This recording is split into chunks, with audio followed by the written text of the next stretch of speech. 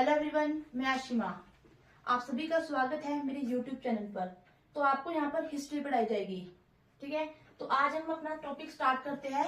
तो मेरा टॉपिक है आज का प्राचीन भारतीय इतिहास के स्रोत। तो जो हमारे हिस्ट्री में स्रोत होते हैं वो तीन टाइप के होते हैं। एक होते हैं पुरातात्विक स्रोत, एक होते हैं साहित्यिक स्रोत, एक होते हैं विदेशी यात्रियों का विवरण। जो अभी हम पढ़ेंगे वो पढ़ेंगे पुरातात्विक स्रोतों के बारे में। तो पुरातात्विक स्रोत भी आगे काफी भागों में विभाजित होते हैं, जैसे में कि अभिलेख हो गए, सिक्के हो गए, मूर्तियां होगी, व चित्रकला। तो सबसे पहले हम पढ़ेंगे अभिलेख। तो अभिलेखों के अध्ययन को कहते हैं एपिग्राफी। हमारे पास बहुत सारे अभिलेख होते हैं। तो सबसे पहले हमारे कुछ अभिलेख भारत के भी होते हैं और कुछ अभिलेख हमारे विदेशी अभिलेख भी है। तो सबसे पहले तो हम जो पढ़ेंगे वो है भारतीय अभिलेखों में बेस नगर का गरुड़ स्तंभ लेख। तो जो बेस नगर का जो गरुड़ स्तंभ लेख है वो किसका है? तो वो एक इंडो ग्रीक शासक है, हेलियोडोरस का अभिलेख है ये वाला अभिलेख। इसकी जो लिपि है वो है ब्राह्मणी लिपि और इसकी जो भाषा है वो है प्राकृतिक भाषा, ठीक है। तो ये हमारे को जो हमारा जो ये वाला अभिलेख है बेस नगर गरुड़ स्तंभ लेख, ये बताता है हमारे को भागवत धर्म के बारे में, ठीक है। तो हमारा पहला अभिलेख कंप्लीट हो चुका है। सेकेंड अभिलेख है हमारा अशोक का अभिलेख। अशोक थे हमारे मौर्य सम्राट अशोक, जो कि मौर्य साम्राज्य से संबंधित है। इनके जो अभिलेख है वो काफी अभिलेख है इनके। पर जो इनके अभिलेख हम जिनके बारे में पढ़ेंगे तो उनकी सिर्फ हम लिपि पढ़ेंगे और उनकी भाषा पढ़ेंगे। तो जो इनकी लिपियां है ना, वो ब्राह्मणी लिपि भी है, वो खरोष्ट की लिपि भी है, वो अरामाइक लिपि भी है और वो यूनानी लिपि भी है, ठीक है। और जिनकी जो भाषा है वो है प्राकृतिक भाषा और हमारी अरामाइक भाषा में संबंधित है, ठीक है। बस इतना ही आपको भी अशोक के अभिलेखों के बारे में याद रखना है। तो और कुछ मैं आपको अशोक के अभिलेख के बारे में और बता दूं तो जो अशोक के जो अभिलेख है ना वो बहुत सारे हैं। तो अशोक के जो अभिलेखों में अशोक का जो नाम अशोक दिया हुआ है वो कौन से अभिलेख में, तो ये पूछा जाता है एग्जाम में। तो एक होगा गुर्जरा, निठुर, उदय गोमल अभिलेख में ऐसा पूछा जाएगा कि ये कौन से अभिलेख है जिसमें अशोक का नाम अशोक है। तो वो है गुर्जरा, निठुर और उदय गोलम अभिलेख, ठीक है। तो हमारा जो नेक्स्ट अभिलेख है वो आते हैं हमारे पास बोगजकोई अभिलेख। तो ये बोगजकोई अभिलेख किसका है? तो याद रखना जो बोगजकोई अभिलेख है वो तुर्की का है, ठीक है। और इस अभिलेख ये जो अभिलेख है इस अभिलेख की खोज किसने की थी? कौन से अभिलेख की? हमारे बोगजकोई अभिलेख की। इसकी खोज की थी ह्यूगो विंकलर द्वारा इसकी खोज की गई है। कब की गई है? वो की गई है 1907 में। इसमें हमारे को किसके बारे में बताया गया है? बोगजकोई अभिलेख के बारे में। जो हमारे को इसमें किसके बारे में बताया गया है? इसमें जो बताया गया है वो है इंद्र देवता, मित्र देवता, वरुण देवता व नासत्य देवता के बारे में उल्लेख किया गया है। जो मैंने आपको 4 वैदिक देवी देवता बताए हैं ये ऋग्वैदिक टाइम पीरियड के देवी देवता है। आगे जाकर हम ऋग्वैदिक टाइम पीरियड के बारे में पढ़ेंगे तो उसमें आपको इनके बारे में और अच्छी तरह से एक्सप्लेन किया जाएगा, ठीक है। तो नेक्स्ट जो हमारा अभिलेख है वो है हमारा बच्चों रबातक अभिलेख। रबातक अभिलेख, तो ये जो रबातक अभिलेख है पहली बात तो ये किसका अभिलेख है? तो ये कुषाण सम्राट थे कनिष्क का अभिलेख है, ठीक है। और ये जो अभिलेख है ये ब्राह्मणी लिपि में है और इसकी जो भाषा है वो है खरोष्ट की लिपि है ना, तो लिपि से संबंधित है, ठीक है। आपको इतना समझ आ चुका होगा आई होप। अब पढ़ेंगे हम अयोध्या अभिलेख। तो अयोध्या अभिलेख किसका याद रखना जरूरी है? तो अयोध्या अभिलेख होगा राजा धनदेव का। जो राजा धनदेव है ना वो अयोध्या के राज्यपाल थे, ठीक है। और जो अब हमारा जो अयोध्या अभिलेख है इसमें जानकारी मिलती है हमारे को पुष्यमित्र शुंग की जानकारी, जो कि शुंग वंश के संस्थापक थे। पुष्यमित्र शुंग के बारे में जानकारी दी जाती है हमारे को अपने अयोध्या अभिलेख में, ठीक है। और जो अयोध्या अभिलेख है इससे हमारे को एक और जानकारी मिलती है कि इसमें 2 अश्वमेध यज्ञ किए गए हैं।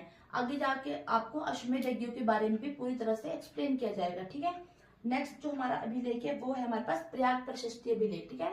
तो जो प्रयाग प्रशस्ति है वो है हरिसेन की। हरिसेन एक दरबारी कवि है। समुद्रगुप्त के दरबारी कवि कौन है तो पूछ जाएगा पेपरों में।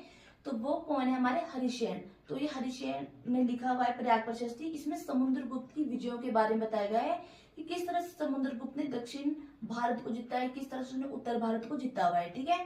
तो जो हमारी जो प्रयाग प्रशस्ति है इसकी जो भाषा है वो शुद्ध संस्कृत है, मतलब कि एकदम शुद्ध संस्कृत भाषा में ये अभिलेख लिखा हुआ है।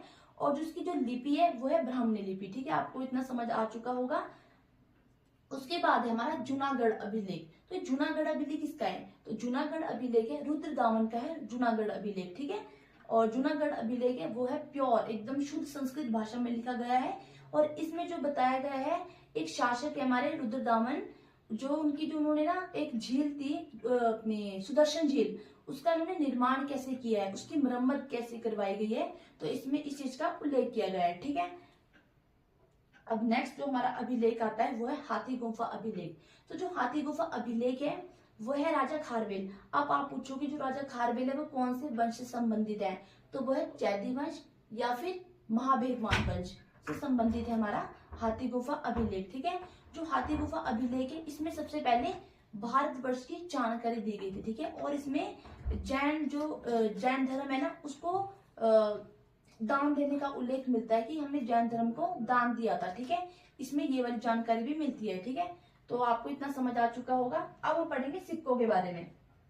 सिक्के, अब सिक्कों के जो अध्ययन को कहते हैं हम न्यू मैथमेटिक्स कहते हैं हम सिक्कों के अध्ययन को। जैसा कि मैंने आपको बताया था कि अभिलेखों के अध्ययन को कहते हैं एपिग्राफी, वैसे ही सिक्कों के अध्ययन को कहते हैं न्यू मैथमेटिक्स। ठीक है, सिक्के सिक्के हमारे प्राचीन काल से शुरुआत नहीं हुई थी। जो इनकी शुरुआत हुई है वो है महाजनपद से। आगे जाके आपको महाजनपद के बारे में भी पढ़ाया जाएगा कि हमारे 16 महाजनपद थे। ठीक है, तो सिक्के, तो सबसे पहले जो हमारे सिक्के आए वो है हमारी आहत मुद्राएं है। आहत मुद्राएं, अब आहत मुद्राएं बोलेंगे, आहत मुद्रा होती क्या है।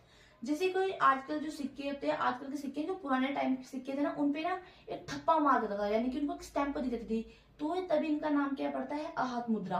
अब जो आहत मुद्रा सिक्के हैं इन पे कई प्रकार की चिन्ह चिन्ह बनाए जाते हैं, जैसे कि पेड़ होगी, मछली हो गया, सांड हो गया, हाथी हो गया, अर्धचंद्र आदि के चित्र बनाए जाते हैं। ठीक है, और जो सिक्के होते हैं ना, सिक्के हमें हमारे धार्मिक जीवन के बारे में बताते हैं, वहां की अर्थव्यवस्था के बारे में बताते हैं, वहां की देवी देवताओं का उल्लेख करते हैं कौन, सिक्के। ठीक है, तो हमारे कई प्रकार के सिक्के रह चुके हैं। जैसे कि हमारे जो मौर्य टाइम की देखे जाए तो जो मौर्य टाइम में जो सबसे ज्यादा सिक्के बने हैं वो सिर्फ और सिर्फ चांदी के बने हुए हैं। ठीक है, उसके बाद की जाएगी गुप्त एम्पायर की, तो जो गुप्त एम्पायर में जो ज्यादा सिक्के बने हैं वो बने हैं हमारे सोने के सिक्के बने, पर अत्यधिक मात्रा में सिर्फ और सिर्फ सोने के सिक्के बने हुए। ठीक है, और उसके बाद जो हमारे सिक्के बने हैं कुषाण काल, कुषाण काल यानी कि कनिष्क के टाइम पीरियड में। यदि पेपर में आपको क्वेश्चन आएगा कि सबसे ज्यादा शुद्ध सोने के सिक्के बनाने वाले शासक कौन थे, तो वो थे कनिष्क, क्योंकि कनिष्क के टाइम पीरियड में एकदम प्योर गोल्ड के सिक्के बनते थे।